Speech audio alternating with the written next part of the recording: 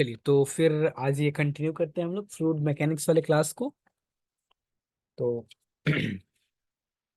एक क्वेश्चंस लेते हैं। जैसे मैंने कल क्लास में मैंने आप लोगों से डिस्कस किया था कि क्या होते हैं आपके स्ट्रीमलाइन और पाथ लाइन क्या होते हैं, एंड उसके ऊपर कुछ क्वेश्चंस है जो वो क्वेश्चंस करेंगे, एंड देन उसके बाद फिर एक नया कॉन्सेप्ट के ऊपर हम लोग आज बात करेंगे। चलिए, तो क्वेश्चंस के कि fluid particles has velocity vector. Velocity vector क्या दिया हुआ है आपका? Two vector is equal to e y square and sec of alpha y J cap. J cap यानी कि जो वेलोसिटी जो है वो वेलोसिटी किस किसके अलोंग है? ओनली वाई एक्सिस के अलोंग है, and y greater than zero. If initially it was at 0 0 0, how much time it will take to approach y tends to infinity. मतलब क्या बोलना चाह रहे हैं कि इनिशियली ये जो मेरा फ्लूइड पार्टिकल्स था, इनिशियली वेलोसिटी जो थी, इनिशियली वेलोसिटी नहीं, हाँ इनिशियली वाई एक्सिस के अलॉन्ग में जो वेलोसिटी थी वो ये थी हमारी, है ना। तो वो और इनिशियली कौन से पोजीशन पे था ये? 0 0 0। तो बोल रहा है कि वाई टेंस टू इन्फिनिटी तक पहुंचने में इसको क्या टाइम लगेंगे, वो टाइम कैलकुलेट करना है हमें ना। तो इसको कर लेते हैं हम लोग, सोल्यूशन लिखेंगे इसका। Differential equation of the path lines. सबसे पहले तो पाथ लाइन फाइंड कर लेते हैं, क्योंकि पाथ लाइन में हमने क्या बताया था आपको कि कोई फ्लूइड पार्टिकल है यहाँ पे, तो वो फ्लूइड पार्टिकल जिस जिस तरह से मूवमेंट करके जो ये पाथ बनाएगा, अगर t is equal to t zero पे यहाँ पे है and t is equal to t पे यहाँ तक पहुंचा है, तो जो ये पाथ बना रहा है इस पाथ को हम लोग क्या बोलेंगे? This is called path line, या फिर जो ट्रेजेक्ट्री फॉर्म कर रहा है। तो मान लेते हैं t is equal to t zero पे ये इस पोजीशन पे था, तो कुछ आफ्टर टाइम टी के बाद ये यहाँ पहुंचा है। तो हमें ये पहले पाथ लाइन फाइंड करना पड़ेगा, फिर हमें इसका टाइम कैलकुलेट कर लेंगे कि हाँ ये क्या क्या तक पहुंचे। Given velocity vector velocity vector is क्या दिया भाई? Q vector is equal to e y square and this is sec of alpha y J cap, है ना, और अल्फा ग्रेटर देन जीरो है। तो differential equation of path line हम लोग को मालूम है ना कैसे लिखते हैं? Differential equation of path line is q vector is equal to क्या होता है? This is d r upon D t vector, d r vector upon D t vector. This is d r vector upon D t D t. तो q vector मेरे पास क्या है? ये तो सिर्फ y के कंपोनेंट है, अगर इसको लिखेंगे भी यू वाई वी से, तो ये तो सिर्फ y के कंपोनेंट में है, ये e y square and this is sec of alpha Y and d r upon D t. तो ये तो सिर्फ y एक्सिस के लॉन्ग है, बाकी एक्स जेड यानी कि अगर एक लाइन और यहाँ पे अगर हम एक्सपेंड कर दें, U I V J and W K vector, sorry K cap, and this is equal to D x upon D T Y cap and dy upon dt z cap and dz upon dt k cap, है ना। अब इसको अगर equate करें both side, तो u vector क्या है मेरा? u कंपोनेंट यानी कि velocity along x axis zero है, velocity along z axis zero है, सिर्फ सिर्फ और सिर्फ मेरा वेलोसिटी y एक्सिस के अलोंग है। This is equal to dy upon dt by the given condition, या फिर by the given problem, given problem. ये क्या करना है? इसको इसको इंटीग्रेट करना है कहाँ से कहाँ तक? देखिए ना, y टेंस टू इन्फिनिटी तक पहुंचने में क्या टाइम लग रहा है, तो थोड़ा सा इसको हम मॉडिफाई कर लेते हैं। D y upon e to the power y square and this is sec of alpha Y and integration of y is equal to, initially ये जीरो पे था और फाइनली ये कहाँ पे जा रहा है? इन्फिनिटी तक। और मान लेते हैं कि वो टाइम जो लग रहा है वो डी टी टाइम लग रहा है। अब इसको इंटीग्रेट करना है, बहुत ही सिंपल है इसको इंटीग्रेट करना। y is equal to zero से इन्फिनिटी, इसको लिख सकते हैं हम कि to the power minus of y square and this is cos of alpha y D y is equal to, इसको t बोल देते हैं। इसको इंटीग्रेट करेंगे तो क्या मिलेगा? t मिलेगा। यानी कि दैट इम्प्लाई, इसको ऐसे बोल सकते हैं हम लोग कि अच्छा, इसको थोड़ा सा इंटीग्रेट करना हो सकता है। आप लोग लेबनीज पढ़े होंगे ना, लेबनीज हम लोग पढ़े थे कि इस टाइप के इक्वेशन को या फिर इंटीग्रेशन को सॉल्व करने के लिए हम लोग इसको लेट कर लेते हैं ऐसे। लेट लेबनीज का थर्ड फॉर्म है ये, मे बी मुझे अभी ध्यान नहीं आ रहे। तो इसको हम ऐसे लेट कर लेते हैं, let I alpha is equal to Y is equal to 0 से infinity E to the power minus Y square cos of alpha Y and D y. इसको इक्वेशन 1 लेते हैं।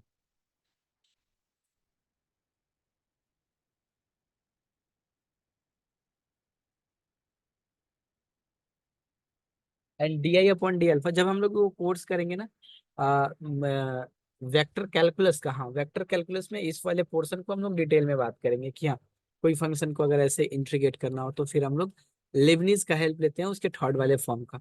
That imply d I upon d of alpha is equal to 0 to infinity ये इसको y into e to the power minus Y square and minus of sine of alpha y. With respect to alpha हमने क्या किया, derivative किया है। और ये जो इंटीग्रेशन और डेरिवेटिव जो ऑपरेटर है ये इंटरचेंजेबल है, तो इसको मैंने डेरिवेटिव किया है विथ रिस्पेक्ट टू अल्फा। तो ये तो E to the power minus Y square जैसे है वैसे रहेगा।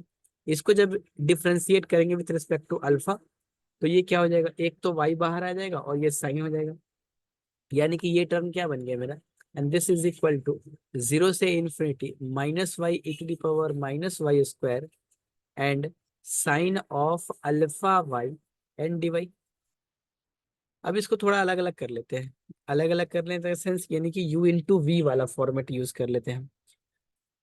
दिस इज साइन ऑफ अल्फा वाई को हमने रखा बाहर और इसको कर लिया इंटीग्रेट, मतलब इसको y1/2 e to the power minus of y square and this is 0 से इन्फिनिटी। अभी इसको हम एक्सप्लेन कर देते हैं साइड में। एंड माइनस ऑफ 0 से इन्फिनिटी बाहर मैंने जिसको रखा था उसको करूंगा डिफ्रेंशिएट। तो ये क्या हो जाएगा मेरा, alpha e to the power minus Y square upon 2 and this is cos of alpha y. Differentiate करने से मेरा ये alpha into cos of alpha Y and D y. अच्छा ये वाला टर्म जरा देख लेते हैं कि y into e to the power Y square को इंटीग्रेट करने से साइड में इसको लिख देते हैं। तो ये क्या हो जाएगा कि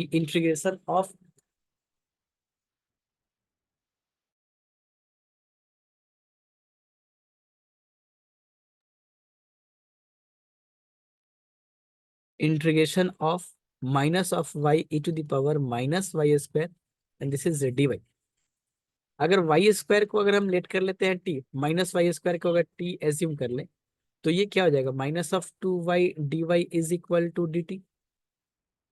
और इसको minus y D y is equal to क्या हो जाएगा, this is D T upon 2। अब इसको इंटीग्रेशन करने के माइनस डी वाई यानी कि ये वाला टर्म मिलके क्या बन जाएगा मेरा, this is D T upon 2 और E to the power Y square का मैं E T upon 2 D T. यानी कि half of E to the power T और half of E to the power T in the sense half of E to the power minus Y square. Clear है ये। अच्छा next देखते हैं इसको। तो अभी अगला वाला टर्म क्या हो जाएगा, ये नेट इम्प्लाई ये 0 से इन्फिनिटी, जब इन्फिनिटी पुट करेंगे तो ये ई टू दावर माइनस इन्फिनिटी 0 हो जाता है। और फिर जब साइन अल्फा में 0 पुट करेंगे तो ये 0 हो जाएगा, मतलब 0 फाइनल। एंड अल्फा 1 2 ये बाहर 0 से infinity E to the power minus Y square and this is of cos of alpha Y and D Y. That imply इसको हम बोल सकते हैं D I upon D alpha is equal to minus अल्फा/2। और ये वाले टर्म को हम लोग बोल सकते हैं this is of I alpha, है ना। यानी कि अब क्या हो जाएगा, this is D I upon I is equal to minus अल्फा/2 दिस इज डी अल्फा। अगर इसको इंटीग्रेट कर ले तो क्या हो जाएगा, इंटीग्रेटिंग इंटीग्रेटिंग वी गेट ये क्या मिलेगा मुझे, this is l n I is equal to minus alpha square upon 4 plus arbitrary constant c1, therefore I is equal to e to the power minus alpha square upon 4 and plus e to the power c1 भी आएगा तो इसको बोल देते हैं this is called c2। यहाँ पे this is c2 ले लेते हैं इसको, where c2 is equal to where, या फिर सिंपली c ले लीजिए, where c is equal to e to the power 4 अल्फा, है ना, e to the power 4 अल्फा। Minus alpha square upon 4। तो यहाँ से मेरा ये क्या निकल गया, चला है, this is I of alpha. हमें इंटीग्रेशन चाहिए था आई ऑफ अल्फा वाले टर्म का ना। तो जरा सा इक्वेशन ये देखिए, ये सॉल्व करना था, I of alpha is equal to this term को। तो यहाँ से सी वाला वैल्यू मेरा ये जो आर्बिट्ररी कांस्टेंट है इसको हम फाइंड कर सकते हैं now. I of zero is equal to क्या हो जाएगा, this is of C one. I of zero जब पुट करेंगे तो E to the power zero one, C one नहीं, दिस इज सी, मैंने सी लिया है, तो जो भी आर्बिट्ररी कांस्टेंट, इसको इक्वेशन अगर टू लेते हैं तो, और इक्वेशन नंबर वन अगर हम इसको लेते हैं, जो मेरा आई ऑफ अल्फा था, किधर गया ये, हाँ वन ये लिया हुआ है, आई ऑफ अल्फा, और तो वन और टू के हिसाब से हम क्या बोल सकते हैं, therefore from equation one, ये क्या, I of zero is equal to, अगर इसमें जीरो पुट कर दे तो Y is equal to zero से infinity E to the power minus Y square D Y, ये 3 नंबर इक्वेशन है। तो टू और थ्री के हिसाब से हम बोल सकते हैं कि C is equal to Y is equal to zero से infinity E to the power minus Y square, and this is D Y, D Y. अब तो बहुत ही सिंपल हो गया यहाँ से, इसको अगर इंटीग्रेट कर ले, क्योंकि मैंने तो अभी जस्ट इंटीग्रेट किया था, फिर भी अगर चाहे तो let us put y square is equal to t, therefore 2y dy is equal to dt and dy is equal to dt upon 2y। तो ये क्या हो जाएगा, दिस सिंप्लाई, therefore इसको मैंने साइड में लिख दे रहा हूँ क्योंकि यहाँ पे से वैल्यू लेना है। t is equal to zero से infinity E to the power minus T and D T upon two, and this is root T is equal to C, root T है ना। अब ये तो गामा फंक्शन दिख रहा है मुझे, हाफ को अगर हम बाहर लेते हैं तो जीरो से infinity T to the power minus half and E to the power minus T D T is equal to C. And इसका मतलब ये है कि C is equal to, C one क्यों लिख रहे हैं बार बार, C is equal to one upon two, और ये हो जाएगा आपका गामा हाफ, क्योंकि हम लोग जानते हैं एन माइनस हाफ, तो हाफ माइनस वन करेंगे तो ये माइनस वन आएगा। तो ये क्या हो जाएगा, that imply c is equal to मेरा गामा हाफ का वैल्यू क्या होता है, रूट अंडर ऑफ पाई, तो ये क्या हो जाएगा, this is the root under of pi upon two. तो I of alpha is equal to क्या हो गया, therefore I of alpha is equal to root under of pi upon two E to the power minus alpha square upon four. बस ये complete है, यही find करना था हमें, इसको इंटीग्रेट करना था, यानी कि वो जो y is equal to zero से इन्फिनिटी टेंस करने में जो टाइम लगेगा मुझे, वो टाइम ये लगेगा। ठीक है, नेक्स्ट क्वेश्चन देखते हैं इसके बाद का।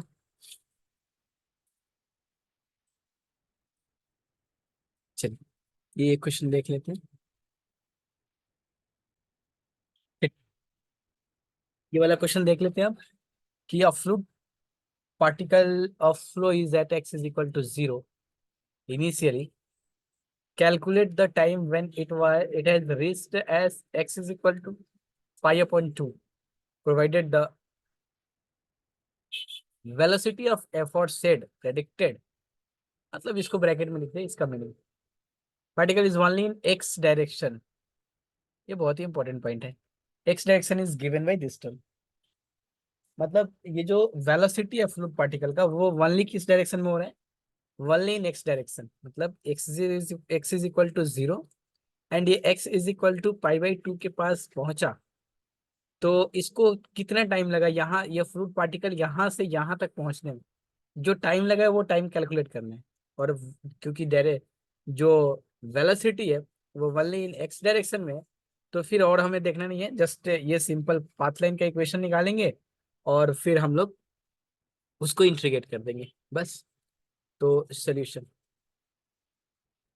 The given differential equation is, या फिर द डिफरेंशियल इक्वेशन,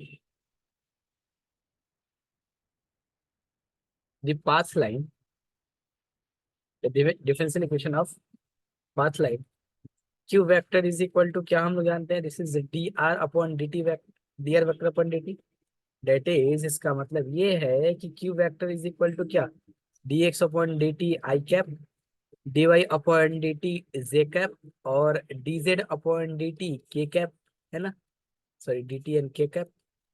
अच्छा, ये जो क्यू वेक्टर दिया हुआ है ये ओनली इन एक्स डायरेक्शन में दिया हुआ है, यानी कि ये dy अपॉन dt का कॉम्पोनेंट और dz अपॉन dt का कॉम्पोनेंट, ये दोनों कॉम्पोनेंट क्या हो जाएंगे, जीरो हो जाएंगे। Therefore by the given condition, by the given condition dx upon dt is equal to, ये जो वेलोसिटी दिया हुआ है, कौन सा वेलोसिटी, ये 4 of cos square x and plus 9, ये 4 है, and this is 9 sin square x whole square upon x sin x into cos x। ठीक है, ये वाला।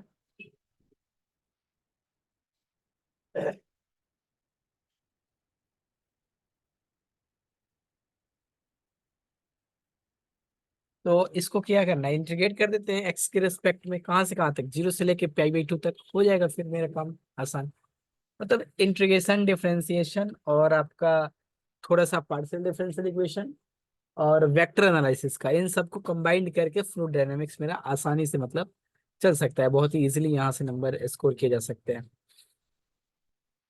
तो एक इसको थोड़ा सा सजा लेते हैं हम लोग, तो इसको ऐसे बोल सकते हैं, that imply x is equal to 0 से पाई/2, एंड ये एक्स इंटू साइन एक्स और इंटू कॉस एक्स अपॉन ये 4 cos² x plus 9 sin² x whole square, and this is dx is equal to t is equal to 0 से t, या t1 ले सकते हैं आप, जो भी एन डी टी, टी रहने देते हैं या फिर t1, जो मन हो वो ले सकते हैं। That imply t1 is equal, तो वही टाइम तो कैलकुलेट करना है, x is equal to 0 to pi, and एक काम करते हैं, यहाँ से x/2 को बाहर कर लेते हैं, क्योंकि ये 2 sin x into cos x sine 2x, लेकिन 2 तो है नहीं, तो एक 2 बाहर कर लेते हैं।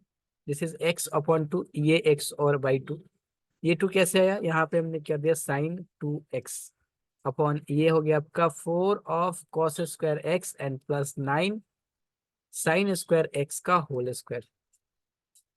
ठीक है, ये टर्म। अब इसको इंटीग्रेट करना है इसलिए, क्योंकि अगर हम इसको z पकड़ेंगे तो ये इंटीग्रेट होगा, जैसे कैसे देखते हैं इसको। दैट इम्प्लाई x/2 को बाहर करते हैं और इसको इंटीग्रेट करते हैं, किसको, इसको sin 2x dx upon 4 cos² x plus 9 sin² x का होल स्क्वायर, इसको इंटीग्रेट करते हैं। u इंटू वी का फॉर्मूला लगा रहे हैं, जस्ट कुछ नहीं, पाई/2, u इंटू वी, मतलब मैंने इसको बाहर किया और इसको इंटीग्रेट करते हैं हम लोग, और जैसे लिमिट है एन माइनस का टर्म, जिसको बाहर कर रहे थे हम लोग उसको डिफ्रेंशिएट करना है, और 0 से पाई/2 बाहर मैंने इसको डिफ्रेंशिएट किया 1/2, और जो भी ये टर्म है उसको रख के फिर से हम लोग क्या करते हैं, इस इंटीग्रेट कर देते हैं। This is sin 2x dx upon 4 of cos² x and plus 9 sin² x का होल स्क्वायर। अब ये थोड़ा आसान हो गया, बस इसको अब ऐसे इंटीग्रेट कर लेते हैं। अगर इसको लेट कर लेते हैं कि z is equal to 4 cos² x and plus 9 sin²x, वैसे हम इसको z में चेंज नहीं करेंगे, क्योंकि लिमिट चेंज करने के बाद वो फिर लॉग में चला आएगा, और वो जो एक सिंपल टाइम जो होता है वो टाइम नहीं निकल पाएगा, इसलिए इसको हम x में ही रखेंगे, जस्ट मेरा सिंप्लीफिकेशन करने के लिए। अगर इसको z में ट्रांसफर करना होता तो हम जस्ट यहाँ पे लिखते let us put z is equal to, लेकिन हम रफ करके यहाँ पे दिखा देते हैं आप लोगों को।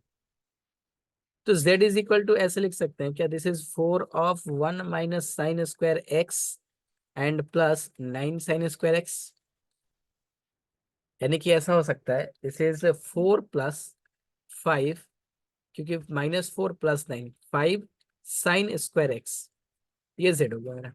तो dz upon dx is equal to क्या निकल के आएगा, 5 × 2, है ना, और sin x और इंटू कॉस एक्स।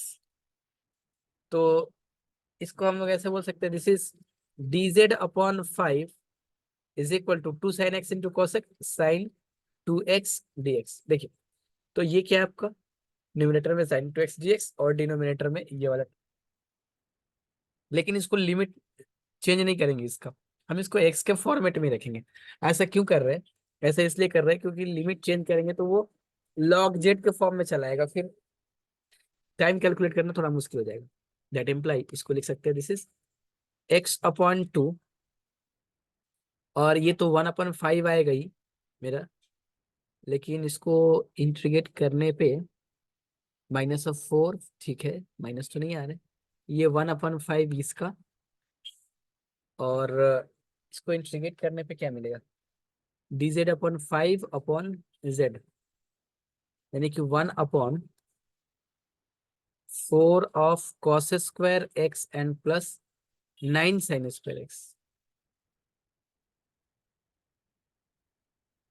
है ना। और ये 0 से लेके π/2 तक इसको इंटीग्रेट कर लिया हमने, क्योंकि ये वाला का डेरिवेटिव टर्म ऊपर वाला है ना, एक माइनस आना चाहिए यहाँ पे, लेकिन बिल्कुल sin2x है ये, ठीक है ये। हम्म लॉग के फॉर्म में नहीं रखना है। अच्छा अच्छा, ठीक ठीक ठीक, माइनस यहाँ पे एक चला जाएगा, x/2 -1/5 1/4 cos² plus 9 sin², and ये तो माइनस में है, फिर से एक यहाँ पे माइनस आएगा 1/5, क्योंकि इसी का इंटीग्रेशन फिर मैंने यहाँ पे किया, तो 1/10, और इसको थोड़ा मिटा लेते हैं साइड से, 1/10, और ये क्या हो जाएगा प्लस 1/10, एंड इंटीग्रेशन 0 से π/2 1/4 ऑफ cos²x प्लस ये वाला इंटीग्रेशन बचा है, ये वाला इंटीग्रेशन करने से तो ये वाला टर्म मेरा आ ही रहा है, 4 cos²x and this is 9 sin²x, this is dx। अब ये सॉल्व हो चुका है लगभग, तो इसको हम क्या बोल सकते हैं, दिस इज π/2, अगर पुट करते हैं तो क्या हो जाएगा, π/2 पुट करेंगे तो ये वह 10 और 10 20, ये हो जाएगा -π/20, और इंटू π/2 पुट करते हैं तो ये तो हो जाएगा 1/9, बाकी तो ये 1 हो जाएगा, 0 हो जाएगा, तो 1/9, लेकिन अगर 0 पुट करते हैं तो सारा टर्म 0 हो जाएगा, क्योंकि पहला टर्म ही क्या हो जाएगा, मेरा 0 हो जाएगा, एंड प्लस इसको एक साथ रख लेते हैं 1/10, 0 to π/2, और ये क्या हो सकता है, अगर इसको हम डिवाइड कर दें, इसको इंटीग्रेट करना है, cos² से अगर डिवाइड कर दे तो ये क्या हो जाएगा, जैसे sec²x अपॉन 4 + 9 of tan²x, अब ये इजीली हो जाएगा मेरा dx, ये क्या हो जाएगा, दैट इम्प्लाई -π/180 और प्लस 1/10 इंटीग्रेशन ऑफ 0 से इन्फिनिटी, ये कैसे हो रहा है साइड में ऑफ कर दे, 0 से infinity, this is dt upon 4 plus ना बोल के हम इसको ऐसे बोल देते हैं, दिस इज 2/3 का whole square and plus t², कैसे होगा ये, देखिए अगर हम ऐसे 10x को अगर हम t लेट कर लेंगे तो क्या हो जाएगा, dt/dx is equal to sec²x हो जाएगा, यानी कि dt इज इक्वल टू क्या हो जाएगा, दिस इज sec² से dx, है ना। अब लिमिट भी थोड़ा देख लेते हैं, ये लिमिट क्या चल रहा था, x का लिमिट चल रहा था 0 से लेके π/2 तक, अगर 0 पुट करते हैं तो 0, लेकिन π/2 पुट करते हैं तो ये क्या हो जाएगा, मेरा इन्फिनिटी हो जाएगा।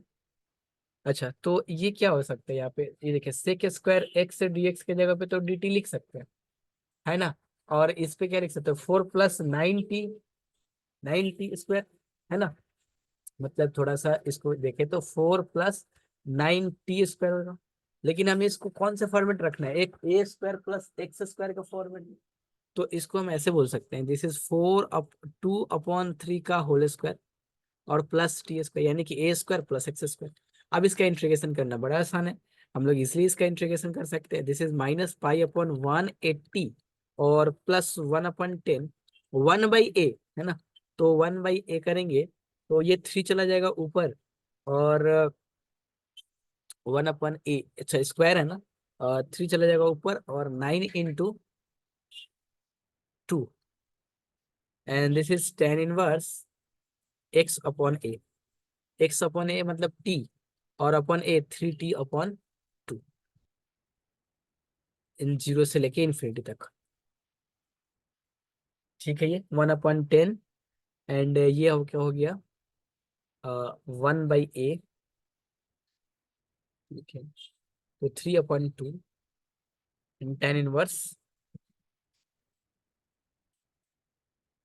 tan 1 x/a, ठीक है, कुछ कैलकुलेशन अगर कुछ गड़बड़ होगा तो देख लेंगे आप लोग। Pi by one minus by 180 and plus 3/180। और इसमें अगर इन्फिनिटी पुट करें तो tan inverse infinity pi by 2 और -0 माइनस पाई/180। और ये क्या हो जाएगा +3 पाई/360। यानी कि ये क्या हो जाएगा, दिस इज 360 -2 पाई और +3 पाई, यानी कि पाई/360। ये है आपका टाइम।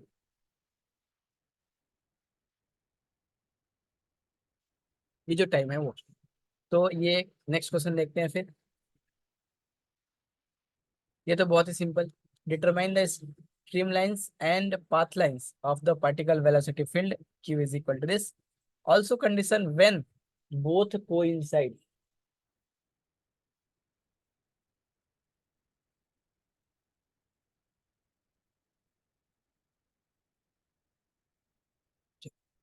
तो इसका सॉल्यूशन देख लेते हैं। तो सबसे पहले इक्वेशन ऑफ स्ट्रीम लाइन देख लेते हैं। Equation given velocity field, velocity field क्या दिया हुआ है, q vector is equal to x/1 + t i cap, y/2 + t j cap, और z/3 + t k cap. Equation 1 ले लेते हैं इसको। तो स्ट्रीम लाइन का इक्वेशन क्या होता है, therefore the equation of stream lines are dx/u, dy/v, dz/w। यहाँ पे मेरा x y और सॉरी u v और w क्या है, दैट इज इसको लिख सकते हैं dx/x/1 + t and dy/y/1 + t and dz/z/3 + sorry ये 2 + t है, 3 + t। इसको ले लेते हैं क्वेश्चन नंबर 2।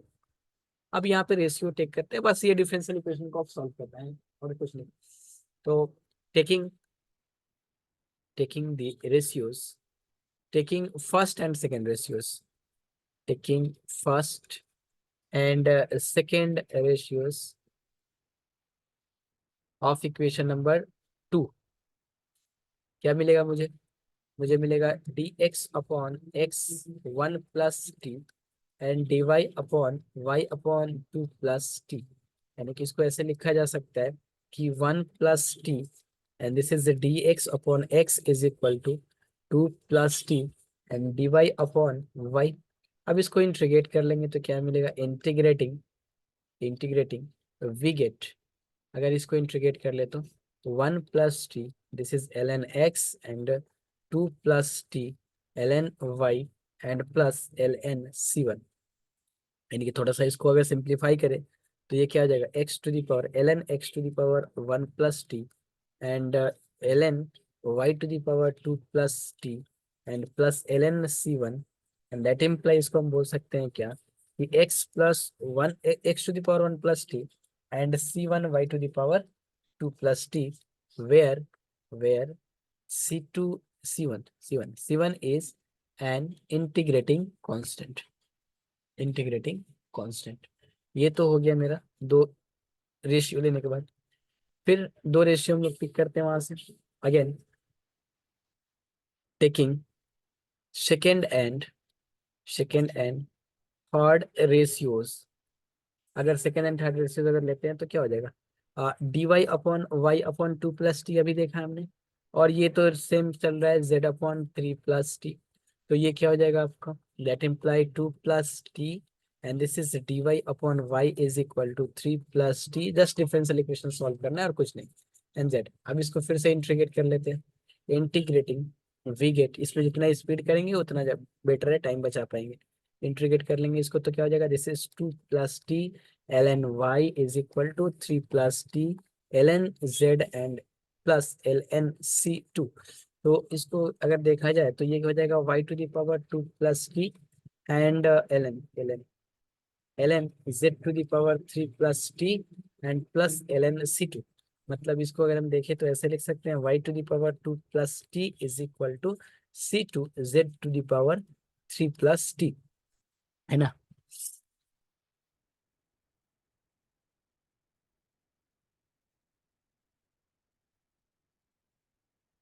अगर इसको इंटीग्रेट कर लिया हमने, ये आपका हो जाएगा C2Z+T, where C2 is an integrating constant, integrating constant.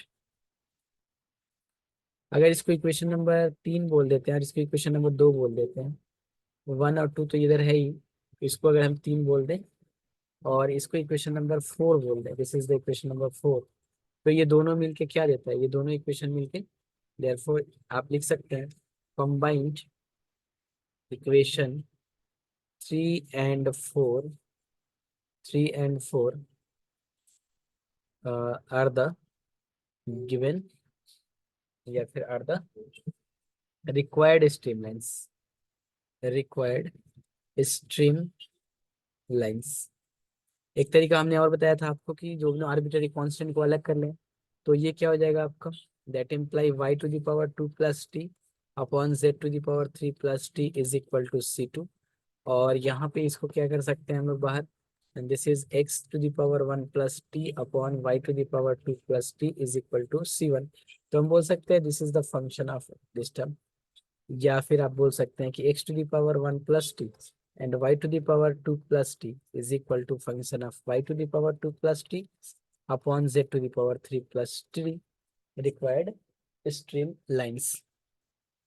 Question क्या बोल रहा था हम लोगों का, क्वेश्चन बोल रहा था हम लोग का कि find the determine the stream line, तो स्ट्रीम लाइन तो मैंने फाइंड कर लिया, अब पाथ लाइन भी फाइंड करना है इसका, और फिर एक कंडीशन एक दिखाना है कि ये दोनों कब कोइंसाइड करेंगे, है ना।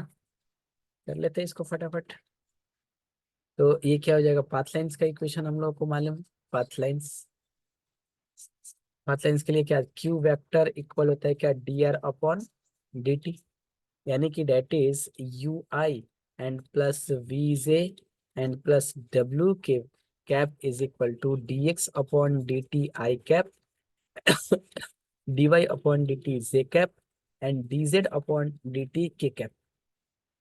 therefore u is equal to हम लोग क्या देख पा रहे हैं, this is dx/dt and v is equal to dy/dt and z w is equal to dz/dt। ठीक है ना।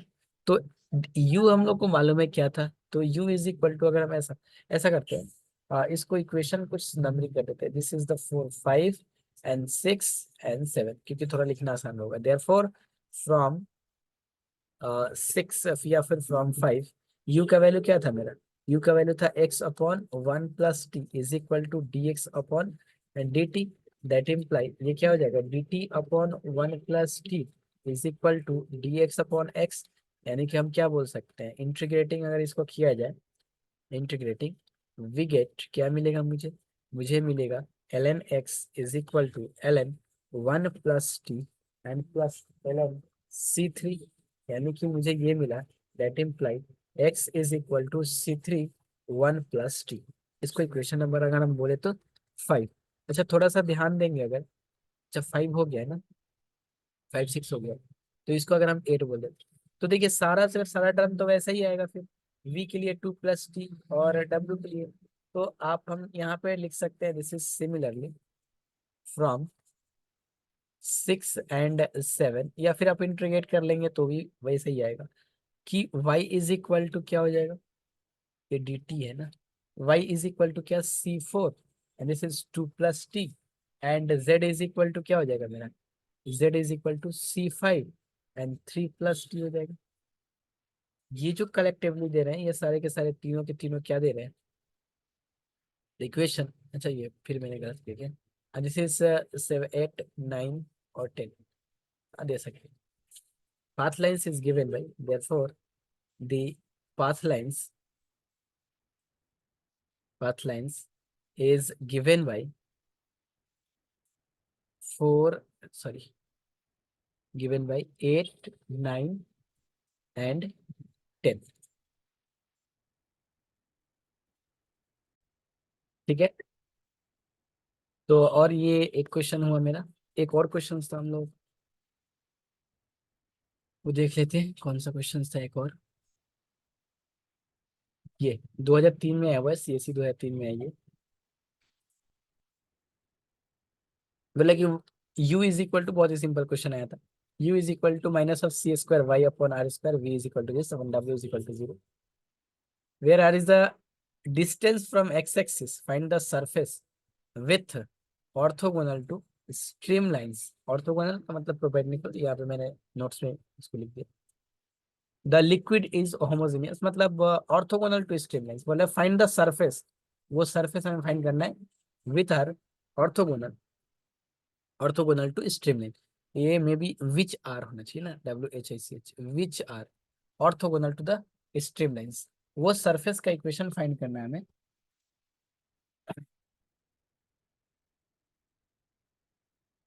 विच आर, यू दिया हुआ है, वी दिया हुआ है हमें, और हमसे पूछ रहा है कि फाइंड द सरफेस, वो सरफेस फाइंड करना है जो इस स्ट्रीम लाइन के क्या हो, ऑर्थोगोनल हो. ऑर्थोगोनल मतलब क्या हो, परपेंडिकुलर. तो पहले यहाँ से आते हैं, यू वी और डब्ल्यू ये दिया हुआ है. Are is the distance from Z axis. तो अगर हम एक ये बना लेते हैं, कोऑर्डिनेट एक्सिस बना लेते हैं.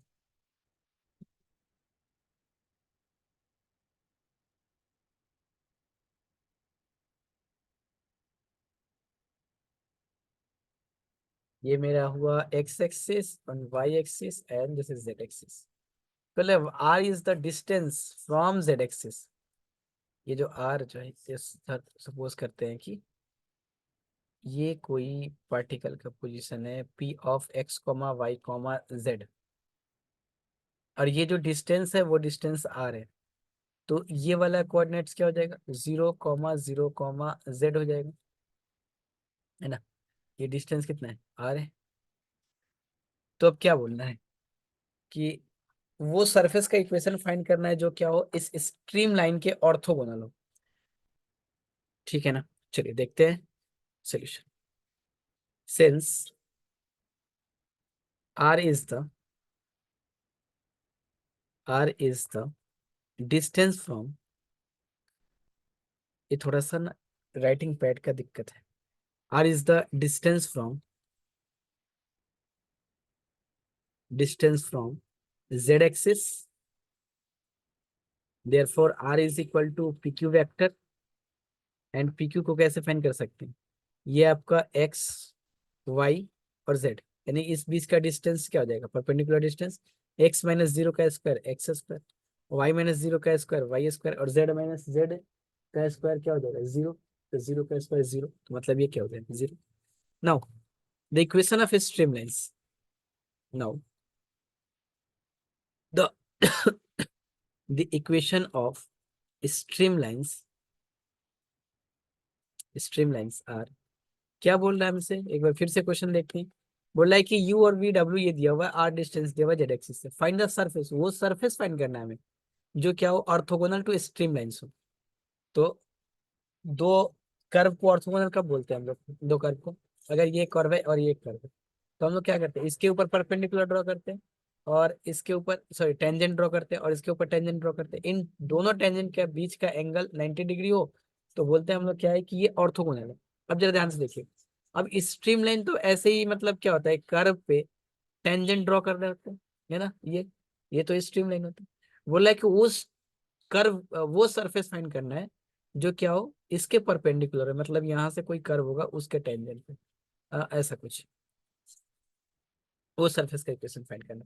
Now the equation of stream line sir, क्या जानते हैं हम लोग स्ट्रीम लाइन का इक्वेशन, डी एक्स डैश. अच्छा एक्स डैश वाई डैश लेंगे यहाँ पे, क्योंकि पॉइंट ऑलरेडी क्वेश्चन में दे दिया हुआ है X comma Y comma Z, इसलिए एक्स डैश ले लेते हैं. U and D Y dash upon V and D Z dash upon W. therefore direction of tangent, direction of tangent on stream lines, stream lines. dr vector मतलब क्या, मतलब इसको अगर मान लेते हैं कि r वेक्टर मान लेते हैं, और r वेक्टर क्या हो जाएगा, this is u i plus we J and plus W k, या फिर इसको हम बोल सकते हैं दिस इज पैरेलल टू डब्ल्यू k cap, parallel to D x dash i cap, D Y dash j cap, और डी जेड के कैप, है ना। अब देखिए ये डायरेक्शन है टेंजेंट स्ट्रीम लाइन का, मतलब स्ट्रीम लाइन पे मैंने जो टेंजेंट ड्रॉ किया आर वेक्टर उसको नाम दिया है। And equation of the surface, equation of the surface, बिल्कुल equation of the surface orthogonal, orthogonal to stream lines, stream lines. अच्छा एक काम करते हैं, इक्वेशन ऑफ द या फिर टेंजेंट ऑफ द सरफेस क्या हो जाएगा, एक लाइन और इसमें थोड़ा ऐड करेंगे यहाँ पे, जस्ट वन लाइन, कि टेंजेंट ऑफ द सरफेस क्या लिख सकते हैं, टेंजेंट ऑफ द सरफेस, किसी सरफेस पे अगर हम टेंजेंट ड्रॉ करते हैं, यानी कि D X I cap, D Y J cap, and D Z के कैप, और ये क्या टी वेक्टर, इसको मान लेते हैं। अब बोल रहा है कि ये जो स्ट्रीम लाइन का जो टेंजेंट है ना, और ये जो आपका सरफेस का टेंजेंट है, सरफेस ऑफ द टेंजेंट कर लीजिएगा, टेंजेंट ऑफ द सरफेस यहाँ पे छूट गया, सरफेस, तो टेंजेंट ऑफ द सरफेस क्या है, टी वेक्टर। तो ये आर वेक्टर और टी वेक्टर, अब देखिए ये स्ट्रीम लाइन पे टेंजेंट और ये आपका सरफेस पे टेंजेंट। तो हम लोग क्या जानते हैं कि दो सरफेस अगर ऑर्थोगोनल हो तो उनका जो टेंजेंट होगा वो क्या होते हैं, वो ऑर्थोगोनल होते हैं। ऑर्थोगोनल का मतलब क्या, therefore R vector dot T vector is equal to zero. दो वेक्टर जब 90 डिग्री पे हो तो उनका डॉट प्रोडक्ट क्या होगा, जीरो। अब इससे जो सरफेस बनेगा वही मेरा हो जाएगा सरफेस, बस सिंपल। यानी कि ये आर में क्या था, this is U Y plus we J plus W K, है ना। आर वेक्टर मेरा यही था ना, जो पैरेलल था इस D X D Y D Z D X. तो ये क्या हो जाएगा u, और t वेक्टर क्या है मेरा dx, तो ये इसको लिख सकते हैं, this is u dx v dy and w dz is equal to zero. बस अब हो गया, इसको सॉल्व कर लेते हैं। u का मतलब c square y upon r square d x, और ये क्या c square x upon r square D y, this term is equal to zero. R तो परपेंडिकुलर डिस्टेंस है तो ये तो जीरो नहीं हो सकता, मतलब सी आर्बिट्ररी कांस्टेंट, ये भी जीरो नहीं। y dx plus x dy is equal to zero, that imply ये क्या हो सकता है, this is dx upon x is equal to dy upon y। अब इसको इंटीग्रेट कर लेते हैं, इंटीग्रेटिंग वी गेट क्या मिलेगा, ln x is equal to ln y plus ln c, that imply x is equal to cy, where c is an integrating constant which is the required, which is the required surface, required surface। तो आज इतना ही रखने हैं class को, next class में हम फिर मिलेंगे तो स्ट्रेट लाइन के ऊपर बात करेंगे, वहां से भी क्वेश्चंस खूब आते हैं, और ऐसे इसको कंटिन्यू रखेंगे सीरीज को। अगर आप वीडियो देख रहे हैं तो लाइक और सब्सक्राइब और शेयर कीजिए please. Thank you for watching this video. ठीक है।